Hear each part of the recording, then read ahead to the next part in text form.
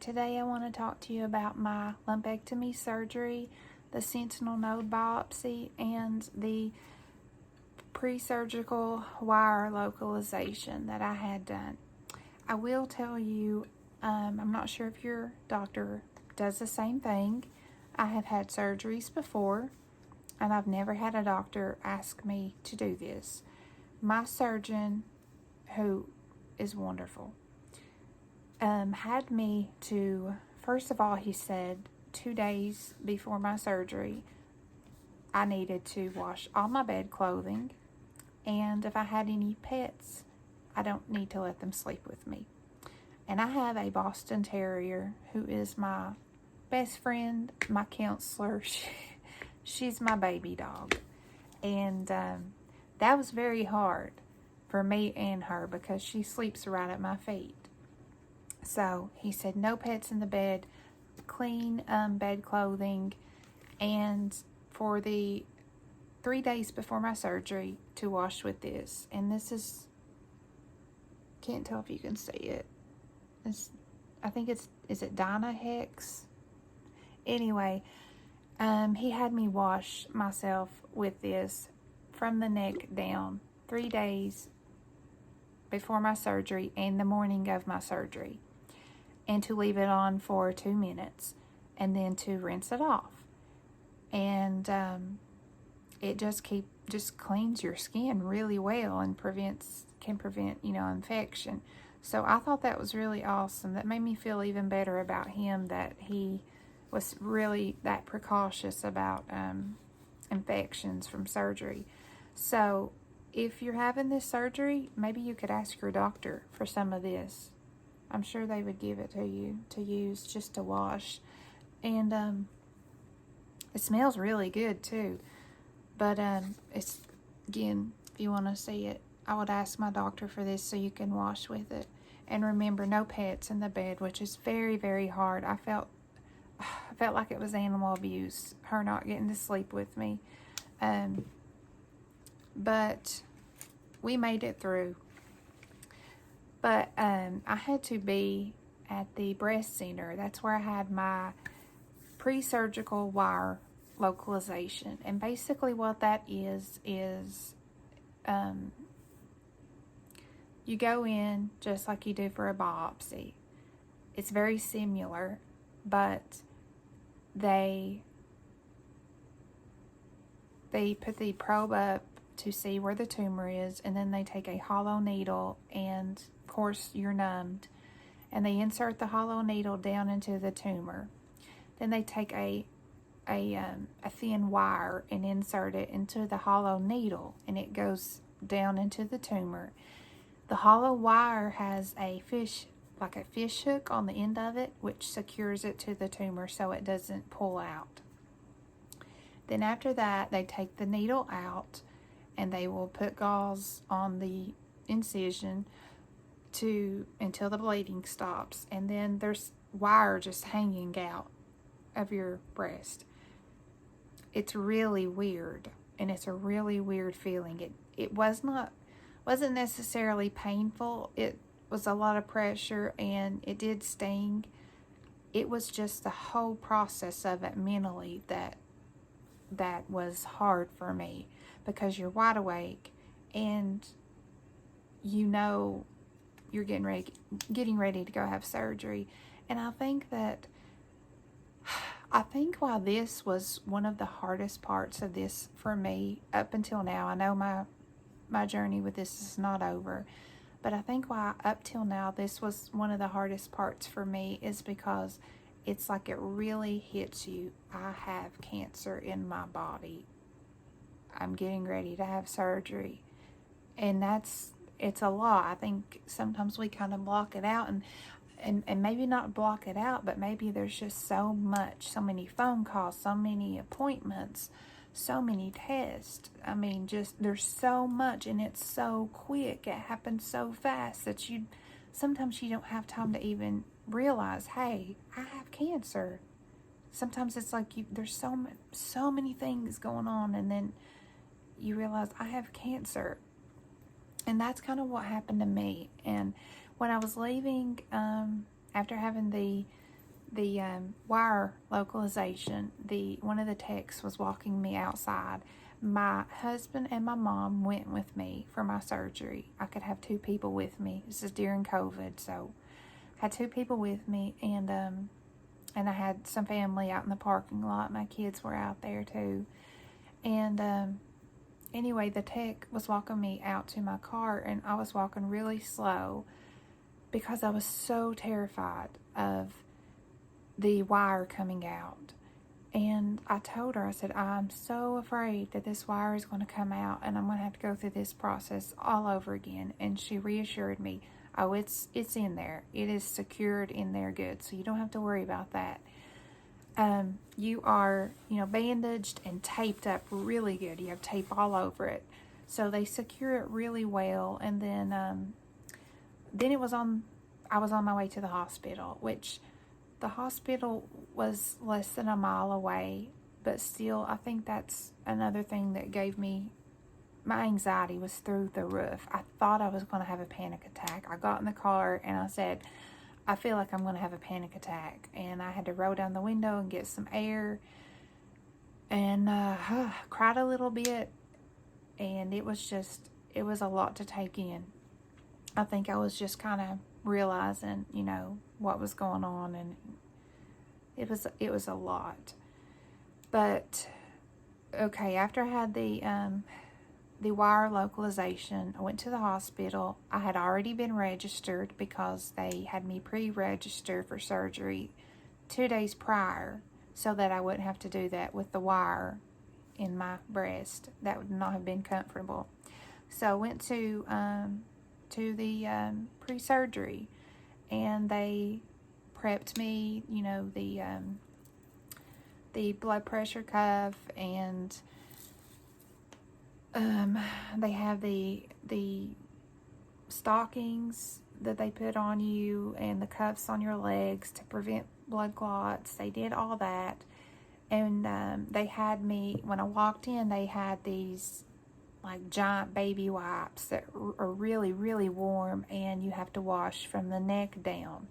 So not only, I took a shower, I had to take a shower that morning with this stuff, then I get to the hospital and had to wipe down from the neck all the way down with these other sanitary body wipes. And I felt good about it. I thought, the more strict he is with being clean and preventing infections, the better I feel about it. So I did that. They do a pregnancy test, of course. And then I got my IV in my arm. So after that, they took me down to another room where I was going to have the radioactive dye put in. Now, this is another part of this surgery that scares a lot of women, and I understand it completely why it would be scary. You can use a blue dye or radioactive solution, and sometimes they'll use both. For me, they used both, and they put me into a room, and the surgeon came in, and he came over and said he was going to go ahead and put the radioactive solution into my breast and the blue dye. And I think a lot of the reason why women are afraid of this is because they put this right around your nipple, and that's a very sensitive area. But I'm just going to be honest with you, it did sting. It was like a huge bee stung me. But what he had me do is, before he put the needle in, he had me take a deep breath in, and then as he put the needle in, he had me blow out through my mouth. And that helped a lot. If you have any piercings or anything like that, they make you do that. And by the way, make sure you have all your jewelry out. I have a lot of earrings, and I took all those out several days before I had my surgery, and just put in plastic ones because I love earrings. So just, that's another little tip. You probably already know, but just in case you don't know, no earrings, no jewelry of any kind.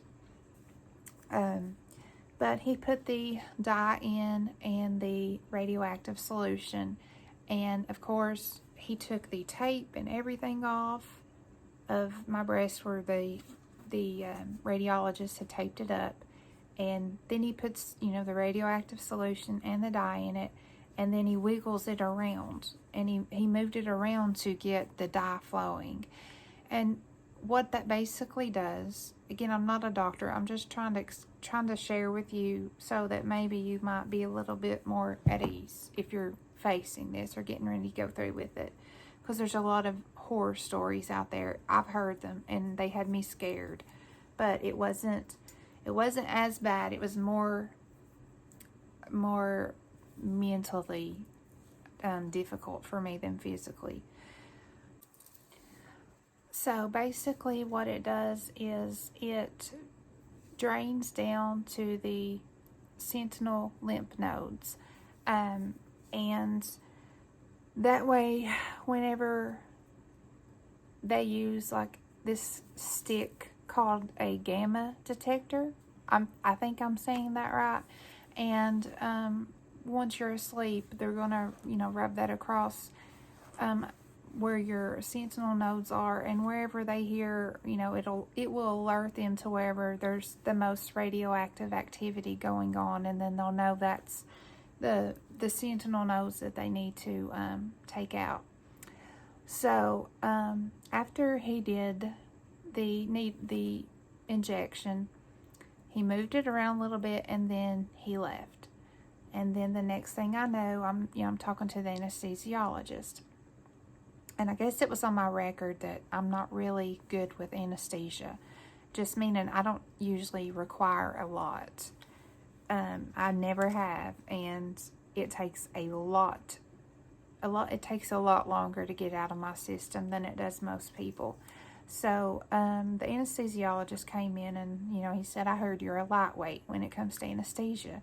And I said, yeah, you could, you know, probably just give me a warm blanket and do surgery. I'm just, I can't handle anesthesia well. It stays in my system for, just seems like a long period of time.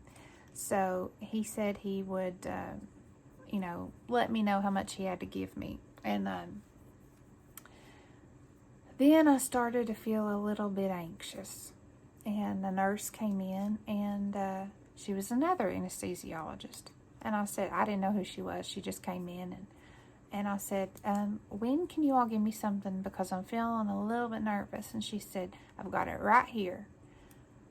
And she starts wheeling me down, and my husband and my mom were with me, and they went to the waiting area, and I remember her wheeling me down to the surgery room, and I looked, and there were people, you know, with scrubs on, and the covers over their shoes, and the hats and masks and all that, and I was just looking around, and I moved over to another table, you know, just a surgery room, the bright lights everywhere, and then I looked and I saw my surgeon, and then I was like, oh no, here it comes. But before I know it, I was gone, and my surgery took about 2 hours. And I think one thing that is really sweet about this is my mom and I are very, very close. And like any mother, if your child's having a surgery, of course you're going to be a mess, and especially something as serious as this. So she was in the waiting area, and they had televisions in there, and I'm going to try to share some pictures with you that she took from what was on the television. I have loved the Golden Girls since I was as far back as I can remember. I've loved them. I know they became really popular, you know, in the past little bit, but I've been, I consider myself the 6th member of the Golden Girls. I include Stanley with the Golden Girls, but I'm like their 6th member in my mind. And it was so sweet because while she was waiting on me, she said she felt so alone because I was back there. She couldn't be with me. And this is the strangest thing. It's so sweet to me. But she was in the recovery room, and they had a television on, and she sent me pictures of it. She took pictures, and I'm going to share them with you. And the Golden Girls were on television, and it was the episode where Dorothy has to have surgery, and where they had Blanche and Rose had came to see her recover, and they did their little performance, and then, you know, she has to see the hat, and she punches the hat, and anyway, she took pictures, and it showed Dorothy in the hospital bed, and that's something we've always shared together. When I was growing up, I would always say, you know, when I was in high school, it would be a Friday or Saturday night, and I would say, please just stay up with me and watch the Golden Girls a little while longer. When I was pregnant, and I would stay all night with her when it was close to my due date, I would say, you know, please just stay up and watch one more episode with me. So we've always shared that, and she knows how much I love them, and I love that show, and I just thought it was very sweet, and I thought it was kind of like a little God wink to, you know, comfort her a little bit, and I'm going to share those pictures with you on here. I just thought it was a really sweet story. So my surgery took 2 hours, and then I woke up in the recovery room.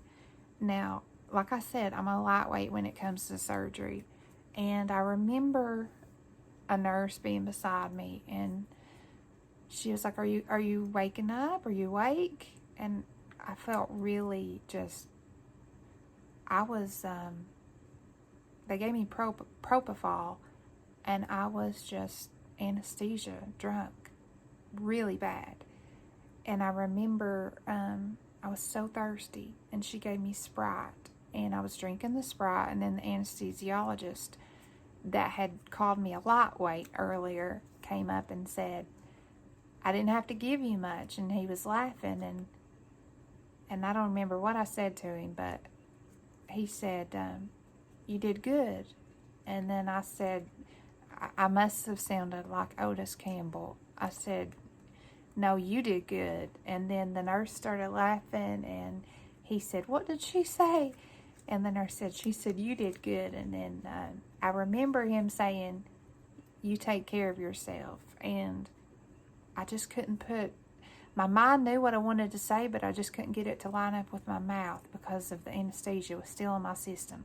So after the surgery, I didn't have any pain medicine because the anesthesia was so strong in my system that they couldn't give me anything. So they took me down to another room, just a recovery room just by itself. I wasn't, you know, with everybody around me. I was in a room to itself. And I was still so anesthesia drunk that it was just, I couldn't have any pain medicine. So I remember I was calling the pulse ox that they had on my finger a taxi cab. My mom said I was, just talking crazy. And I do remember asking the nurse if she could give me some Tylenol in my IV. And she said that's the first time that I've ever been asked that. So I didn't have any anesthesia, any pain medicine when I left the hospital. I got my first pain medicine when I got home, which I live an hour away from the hospital. So it was probably 4 hours after my surgery before I had any pain medicine. And the stinging, the needle-like sensation is for real. It was really bad. And again, I count that towards not being able to take medication. I did take my prescribed medication, pain medication, as soon as I got it from the pharmacy. And then later on that night I took one, and then I took one the next morning. And that was, I didn't have to take any more for a while. The incisions on my chest were, they were really sore, a little, not really painful. The armpit incision was the worst. I couldn't shower for 24 hours after my surgery. And when I could shower, I used the same stuff that I had used prior to my surgery. And the way I used it is this way. I wore my zip-up bra in the shower because the sensation of the water hitting my breast was just even more like needles. So I just got the bottle and just squeezed it into my zip-up bra, and then just let I had a handheld shower head, and just rinsed and just let it rinse out. And for my armpit, I did the same thing. Now my armpit did swell quite a bit. It looked like a golf ball was under it. And I used a lot of ice. I put one ice pack. I had a really big ice pack that I put around my chest, and then I had another one that I put under my arm. And the best way that I dealt with the armpit swelling and the armpit pain is I had a thin but a soft pillow, and I put it under my arm when I was walking, if I was sitting, going to sleep, or whatever. And I know a lot of people, when they have a lumpectomy, they have it just out of one breast. And where I had it out of both, I had to sleep just on my back, and I am a side sleeper. So I just propped the pillow under my armpit. I had ice packs there, and that really helped me a lot with swelling and with bruising. Now, I did not bruise much under my armpit. I did bruise, but on my chest, I really didn't bruise much. I will share some pictures. So he cut part of I had part of my stitches sticking out, and he just clipped those off, and told me, I could start using scar cream or anything like that. And I just decided to use this stuff to try it out, and it seems to be doing good, pretty well. But again, just from my point of view, the armpit is the hardest. Even now, I can feel it's still swollen. And I've heard from women that, it's been a year out and they can still have some pain in their armpit. And that's a very sensitive area to have cut anyway. But with the massaging, my doctor told me it's very important, if you're just watching television, to massage the incision areas. And not just like, if your incision is like right here, just don't be like this. Like, really get in and go every direction with massaging it. And with the armpit too, because my incision, I don't know if you can see it or not, see what I'm talking about, but my armpit incision is like right here. And he said he had to make the incision, take out the lymph nodes, and then come all the way over here to my breast to take out some tissue. So you have to really get in there really good and massage it, so that you don't have a lot of scar tissue, and so that it heals better. And it's just best, I follow their directions to a T. I'm very detailed, and I do everything I can to do whatever they advise me to do. And I just wanted to share all that information with you all if you have to go through this. And basically just, like I said, get the soap if you can from your doctor and use it just to protect yourself against infection as best as you can. And basically, if you have to go through with this, you have to have the mindset of, I have to do this. I don't have a choice. I don't want this in my body. I want to get rid of it. And, you know, you have to give yourself a pep talk and be like, look, you can do it. And you can do it. You'll be fine. Everybody's experiences are different. I know that. So I just would advise you just to, pray about it.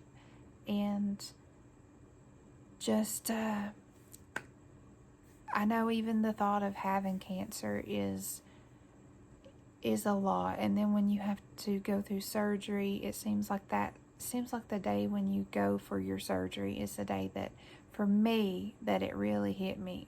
I have cancer. And then after your surgery, you have to wait for your depending on the type of tumor you have, if it's if it's fed by your hormones, then you have to wait for your oncotype score. So it's a lot. And I know even after surgery, for me, I was, waiting 3 weeks for the oncotype score to come back. And it just seems like you get over one bridge and then you've got another bridge to cross. And I just want you to know, if you're going through this, you're not alone. You're loved, you're cared about. And there is a song that has helped me a lot. And it's by Phil Wickham. He is one of my favorite singers. I've met him before, and sometimes you meet people who are Christian artists, or they're, whatever it is their platform is, they're known for being a Christian, and a lot of times you meet them and they don't really act that way. Sometimes they act a little snooty. He is really sincere and really kind, and just he's just exactly what you would think. And that's another reason why I like to listen to him. But his music has helped me a lot throughout my life. And he has a song called "The Battle Belongs," and that song has helped me a lot. And I'm going to link it down below, and just listen to it.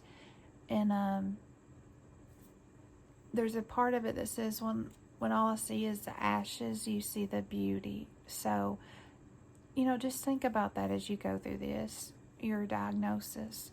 Just think about that. You look and you see your scars and your sickness. If you're going through chemo or radiation, you see that, and just think God looks at you, and think of how He sees you. And I pray that your diagnosis will help you, to draw closer to Him, and to have that peace that He can give you, and you can't get that anywhere else. It is a peace that passes all understanding. It is a peace that will help you to smile and to laugh while you're going through cancer. And people will think, why is he or she laughing? How can they possibly have peace with a diagnosis like that? And Jesus can do that for you. He can give you a peace that passes all understanding. He can give you joy, and He can give you comfort. And I just, when I was diagnosed with cancer, I just want to tell you this too. When you pray, you don't have to have these big eloquent prayers. You just pray from your heart, because He is a God who listens and who cares about your concerns. And when I was diagnosed with cancer, it was a few days after it. And of course, it rocks your world when that happens. And just it's a lot for anybody to have to go through. And sometimes we wonder why, and we question why, especially when we've been through really hard things, and then there's more hard things coming. And sometimes you might feel like, God, I've had too much. I've been through too much. I can't handle anymore. When can I have a break? When can I have some breathing room? I just can't do this. I want you to know you don't have to pray a big, eloquent prayer to God. When I was walking outside, like I told you, I was really upset and having a hard day with all this. And I was walking outside to get something to drink out of the garage. And it was dark. And, nobody was around. It was quiet outside. And the stars were up in the sky. And I just a simple prayer, but from your heart. I just looked up and I said, Lord, I don't know what you're doing, but I love you, and help me. Just be near me, help me. And a prayer as simple as that will help your spirit, help your soul. And, God's not impressed by big prayers. If they come from your heart, He knows it.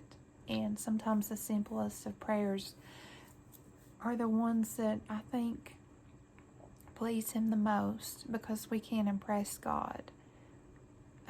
Not with fancy words and things like that. He sees your heart. And if you're troubled, if you're worried, if you're scared, you're concerned about your surgery, if you're wondering, why do I have to go through this? Why does my mom, sister, wife, whatever have to go through this? Just talk to the Lord about it. Just tell Him your troubles. Just sit and talk to Him like you would a friend, because He loves you. He's for you. He's not against you. And I understand the whole thoughts of feeling like, God, why? Like, it seems like some people have more than their share of hurts in life.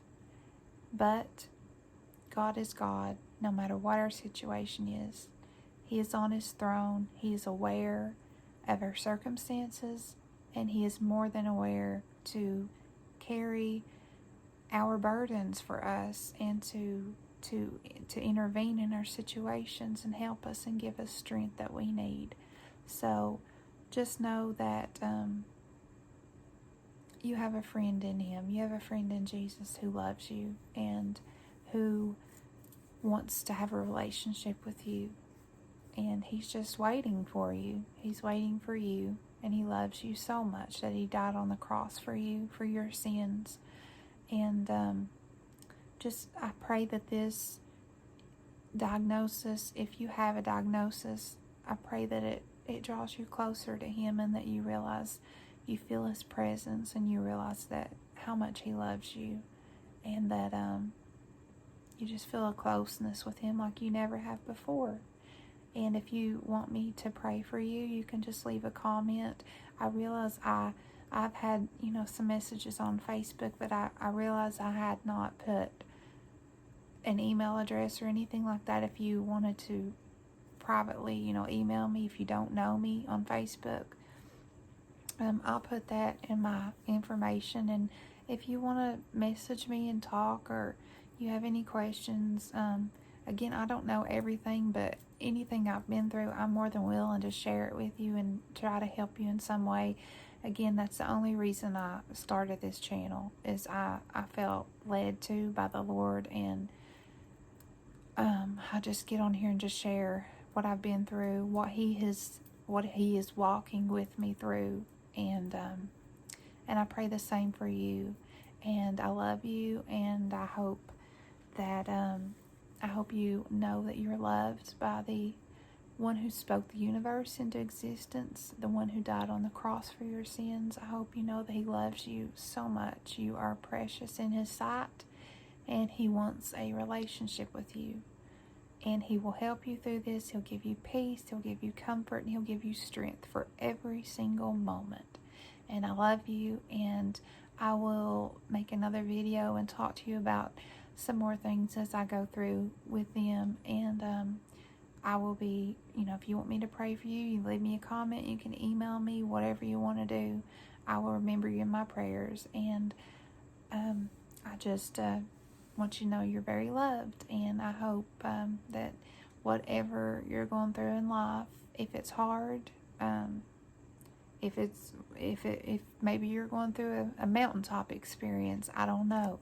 But whatever it is you're going through, I pray that you find Jesus in the midst of it, because he loves you very, very much. And I'll talk to you later. Bye.